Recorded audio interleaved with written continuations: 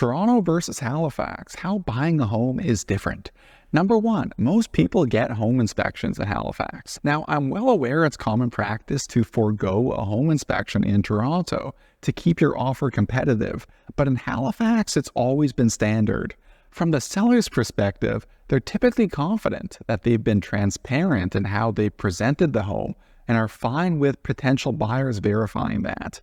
Now, once in a while, I do hear from the listing agent that the sellers would be much more willing to entertain an offer with no home inspection, but those homes are typically full of problems, and the seller wants someone who isn't going to look into those problems, which is a huge red flag for us here.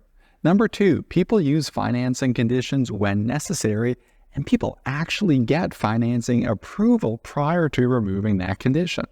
I know in Toronto, to be competitive, it can also be common to have no financing condition when you actually need one. But here, we always play it safe. Even our lawyers won't approve an agreement if they know you need financing approval, but have waived it.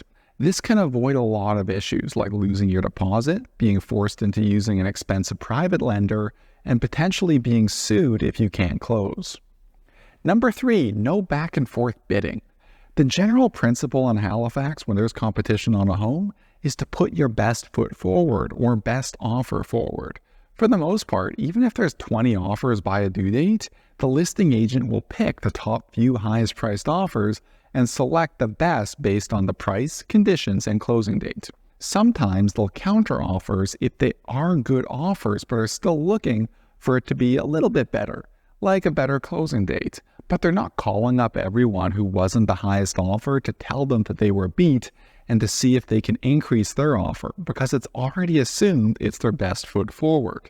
In conclusion, the buying process in Halifax is a lot more straightforward and exposes buyers to a lot less risk.